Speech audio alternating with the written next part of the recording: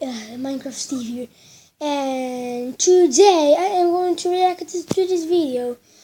Famous actors that died in movie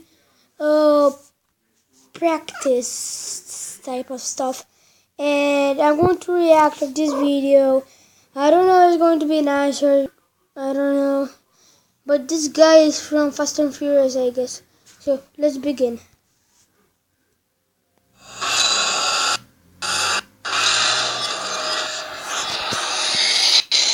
Okay.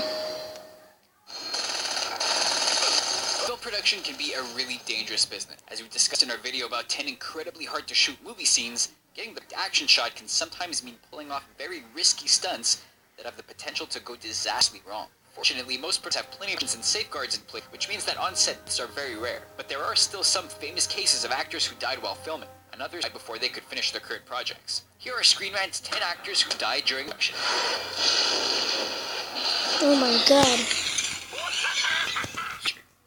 The Dark Heath Ledger sadly didn't live to enjoy the critical and his Academy Award Best Supporting Actor, as he died of an accidental prescription drug overdose 6 months before The Dark Knight arrived in theaters. The Joker won Ledger's final role, though. At the time of his death, Ledger was a little over a month into filming Terry Gilliam's fantasy film, The Imaginarium of Dr. Parnassus, in which he played a central role.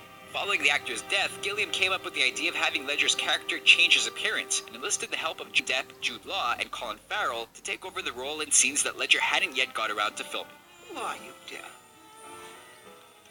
With their help, the Imaginarium of Dr. Parnassus was completed and became the final piece of Ledger's legacy. John Eric Hexum. There's a dangerous misconception that guns loaded with blanks are harmless, when the truth is that blanks can do a whole lot of damage when fired at very close range. This was the fate that befell John Eric Hexum on the set of the CBS action adventure series Cover Up. He played a CIA agent working undercover as a model. During a filming delay, Hexum began jokingly playing Russian roulette with a .44 Magnum loaded with blanks. The gun was pressed right up against his temple when it went off, firing the wadding from the blank into Hexum's skull, causing a massive brain hemorrhage. After being declared brain dead, Hexum was eventually taken off life support. Brandon Lee. The vigilante superhero movie The Crow has become a cult classic since its original release in 1994. The film is notorious for another reason. Brandon Lee, son of Bruce Lee, played the movie's main character, Eric Draven, a rock star who was brought back from the dead to avenge his own murder and the death of his girlfriend. In a scene where Eric returns home to find his girlfriend being attacked, actor Michael Massey fired a prop gun at Lee, not knowing that the prop crew had accidentally left a fragment of a real bullet inside it. The bullet struck Lee in the abdomen, and despite being rushed to the hospital and undergoing 6 hours of surgery, the wound cost him his life. Lee was just 28 years old. Oh my god. Paul Walker.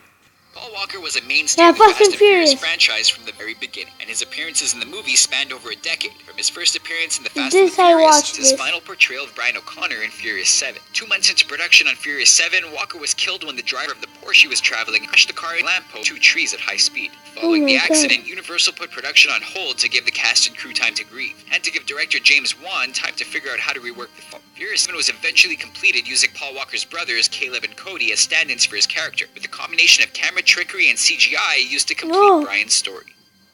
Vic Morrow. Like Brandon Lee and John Eric Hexum, actor Vic Morrow's death was a result of an accident on set, which is easily one of the most horrifying tales in the film industry. Morrow was filming Time Out, a segment of Twilight Zone the movie, in which a racist gets a taste of his own medicine when he's cast back in time and assumes the ethnicities of those he was prejudiced against. During the scene in which Morrow's character finds himself in the Vietnam War, a helicopter hovering overhead was damaged by a nearby pyrotechnic explosion and crashed, decapitating Morrow and killing 2 child actors he was carrying. Several people involved in the production, including director John Landis, were put on trial for involuntary manslaughter, but were ultimately acquitted. Oliver Reed.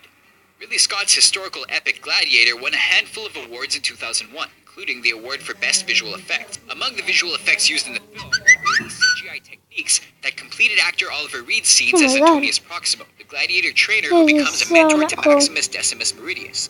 Are you not entertained?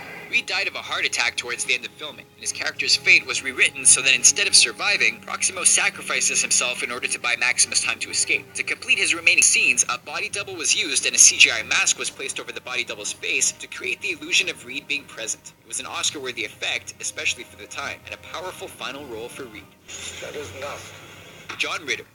John Ritter first made a name for himself as one of the leads on the ABC sitcom Three's Company in the 1970s and 80s, and by the early 2000s, he'd gone from TV Bachelor to TV Dad in another ABC sitcom, 8 Simple Rules, in which he played a strict but affectionate father, Paul Hennessy.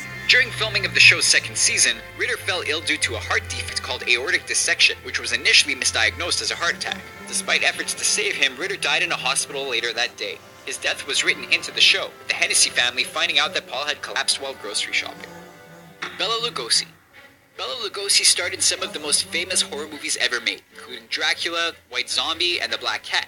But he died while filming one of the most 1959 movies ever made, Ed Wood's Plan 9 from Outer Space. Well, actually that's not completely accurate. It's Lugosi so had been filming old. various random scenes with Wood for other movie projects. In order to complete the scenes, Wood hired his wife's chiropractor, who had no acting experience and didn't even look like Lugosi, to stand in for the famous actor by holding a cape over his face. It's a bit of a far cry from the technical wizardry that made the completion of Furious 7 possible, but it's also one of many quirks that makes Plan 9 from Outer Space so memorable.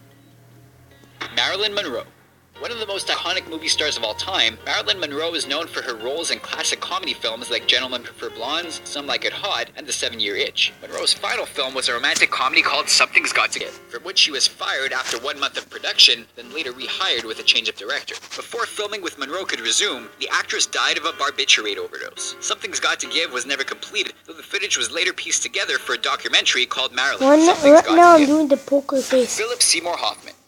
Philip Seymour Hoffman was a highly respected actor who in 2006 won an Oscar for playing the title role in Capote. In more recent years, audience became familiar with Hoffman as Was this the Hunger Games? The head game maker of the Hunger I Games. think, yes, I knew it was Hunger Games. Into the drug addiction that had plagued him in his younger years. And with just a week of filming left on the Hunger Games Mockingjay Part 2, the actor died after taking a mix of heroin, cocaine, amphetamines, and benzodiazepines. Director Francis Lawrence decided not to try and complete Hoffman's performance using CGI, and Plutarch Heavensbee was instead written out of the scenes that Hoffman had yet to shoot. These are just a few of the more memorable instances of actors dying midway through production, but there are more examples out there. Let us know in the comments which actors you miss most, and don't forget to subscribe to our channel for more videos like this one.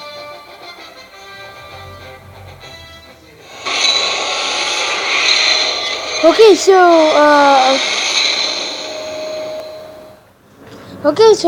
that was it for today, guys. Okay, so thanks for watching. Comment down below, and I see you next time. Peace out.